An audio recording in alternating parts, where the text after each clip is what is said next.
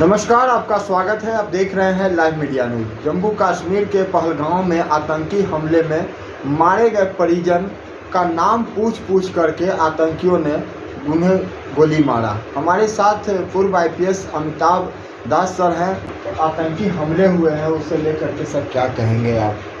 ये जो कश्मीर घाटी में पहलगाम में आतंकी हमला हुआ है, लगभग 30 लोगों के मारे जाने की खबर है।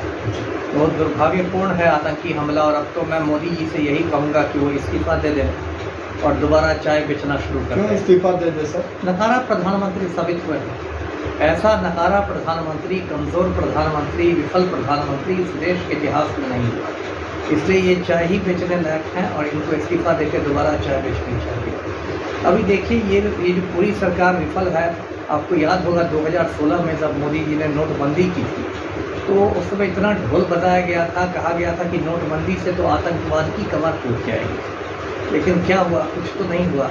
उसके बाद अब 2019 में आपको धारा 370 हटाया गया था। उस समय भी यही बातें कही गई थी कि अब तो आतंकवाद की कमर टूट जाएगी, अब तो कश्मीर एकदम ठीक हो जाएगा।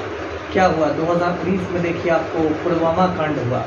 पुलवामा कांड में आपको याद होगा 40 जवान सीआरपीएफ के शहीद हो गए थे विस्फोट में।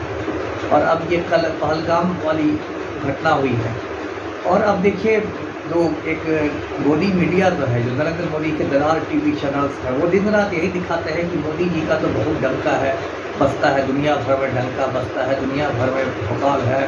मोदी जी चाहें तो एक फ़ोन कॉल पर यूक्रेन का युद्ध रुकवा देंगे। मोदी जी ने पुतिन को कहा तो पुतिन ने परमाणु बम नहीं गिराया यूक्रेन पर। और दिन रात यही बकवास दिखाते रहते हैं मोदी मीडिया के चैनल्स।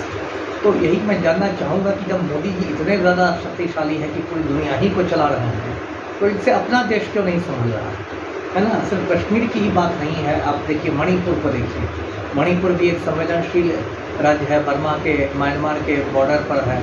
और 2 साल से मणिपुर में आग लगी हुई है। वहाँ सैकड़ों लोग मारे गए, हज़ारों लोग विस्थापित हो गए, बेघर हो गए। लेकिन वहाँ न एक बार मोदी जी झांकने गए, ना जो तड़ीपार होम मिनिस्टर है अमित शाह वो झांकने गए।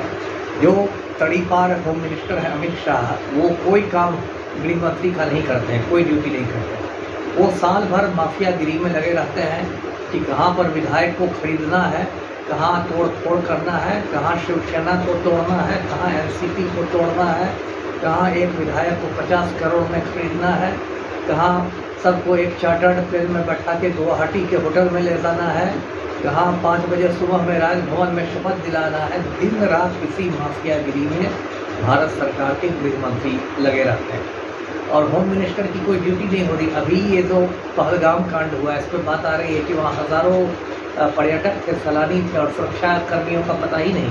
बिल्कुल। जब कश्मीर इतना संवेदनशील राज्य है तो सुरक्षा कर्मी कहाँ थे? एक तो छोटा मेला भी लगता है गांव देहात में, उसमें भी पुलिस वाले की ड्यूटी लग जाती है, तो कहाँ थे? तो ये तो बिल्कुल एक सुरक्षा तंत्र का आपका फेल्योर है, विफलता है। एक हमारे देश में है राष्ट्रीय सुरक्षा सलाहकार अजीत डोभाल, आईपीएस हुआ करते थे। वो खुद को जेम्स बॉन्ड का परदादा ही समझते हैं। उनके बारे में मीडिया में ऐसी कहानियाँ चलेंगी कि ऐसे गए तो पाकिस्तान में रह गए, तो ऐसा वेश बदल के रह लगे कि जेम्स बॉन्ड के परदादा थे। और इतने दिनों से वो राष्ट्रीय सुरक्षा सलाहकार बने हुए हैं मोदी की चमचागिरी करके, और कुछ नहीं हो रहा है। और इधर हमले हो जाए, इधर हमले हो रहे हैं, तो आपका रहने नहीं रहने से क्या फर्क आता है? तो इसमें तो आप देखिए, मोदी जी का यही है कि देखिए, बातें करोड़ों की, दुकान पकड़ो। बात करेंगे बड़ी बड़ी, 56 इंच का सीना है हमारा, ये नया भारत है, ये घर में घुस के मारेगा, हम तो विश्व गुरु बना देंगे। देखिए, सेना को पूरा मोदी ने कमज़ोर कर दिया। अब सेना में नियमित बहाली खत्म हो गई है, अब अग्निवीरों की बहाली होती है। आपको पता है ना, भारतीय सेना में अब नियमित बहाली खत्म हो गई, अब अग्निवीरों की बहाली होती है। और अग्निवीरों को 4 साल बाद फिर सड़क पर पकौड़े चलने भेज दिया जाएगा। पूरे सेना को इन्होंने कमज़ोर कर दिया। तो देश के दुश्मन तो हावी होंगे, तो कौन इसका जवाब देगा? सर, कहा जा रहा है कि नाम पूछ करके उन्हें गोली मारी गई थी। तो आतंकी तो ये सब करते ही हैं।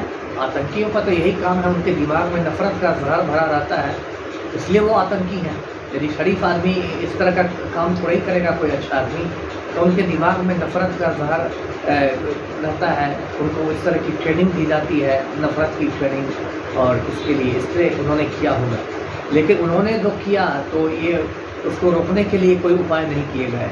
और इस नौटंकी से क्या होगा कि अब एकदम कड़ी पर अमित शाह कश्मीर पहुंच गए हैं, मोदी जी ने दौरा रद्द कर दिया, ये कर दिया, ये सबसे नौटंकी से क्या होगा? किसी की जान अब वापस लौटने वाली है क्या? अभी तक पुलवामा मामले की भी जांच रिपोर्ट नहीं आई। बताइए, 2019 का कांड है, अभी 25 है, 6 साल में आपने जांच रिपोर्ट नहीं दी।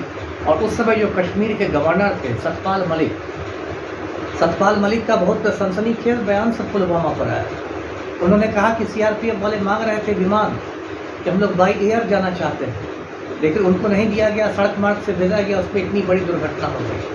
350 किलो RDX लाया गया था पुलवामा में, जो RDX एक बहुत खतरनाक विस्फोटक होता है।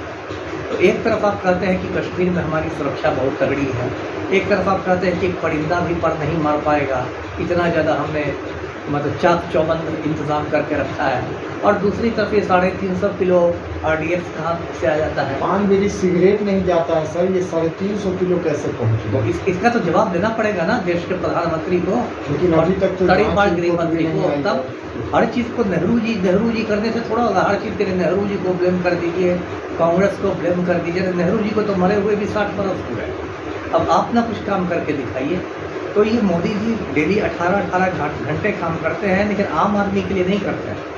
ये सिर्फ गौतम अडानी का मुनाफा बढ़ाने के लिए, जो उनके मालिक हैं गौतम अडानी, तो गौतम अडानी का मुनाफा बढ़ाने के लिए, उनका प्रॉफिट बढ़ाने के लिए मोदी जी डेली 18 घंटे काम करते हैं, और पूरा देश रसातल में जा रहा है। वो तो कहते हैं मोदी जी के देश नहीं बिकने दूंगा मैं। आप देख ही रहे हैं, पूरा देश तो बिक गया, क्या बचा है?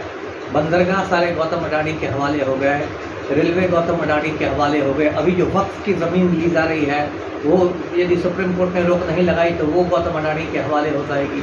रेलवे की संपत्तियां गौतम अडानी के हवाले हो जाएगी। अभी देश में हम दो हमारे दो की सरकार है ना, 2 गुजराती देश बेच रहे हैं, 2 गुजराती देश खरीद रहे हैं। देश बेचने वाले गुजराती हैं नरेंद्र मोदी और अमित शाह, और देश खरीदने वाले गुजराती हैं मुकेश अंबानी और गौतम अडानी। तो ये हम दो हमारे दो की सरकार, और 142 करोड़ का हिंदुस्तान है, और इसको 4 गुजराती मिलकर बर्बाद कर रहे हैं। इस हमले को लेकर के सर क्या कहेंगे, आपकी क्या प्रतिक्रिया होगी? तो बहुत दुखद है, बहुत ही है। इसकी तो आप क्या कहूँ, इसके लिए मेरे शब्द नहीं है इसकी निंदा करने के लिए। इतना अमानवीय काम हुआ है, राक्षसों वाला काम किया आतंकवादियों ने। आतंकवादियों को इनको चुन चुन के इनको मारा जाना चाहिए, कठोर से कठोर एक्शन होना चाहिए। जी, तो देख रहे थे आप लाइव मीडिया न्यूज़। वीडियो अच्छा लगा हो तो ज़्यादा से ज़्यादा शेयर कीजिए। धन्यवाद।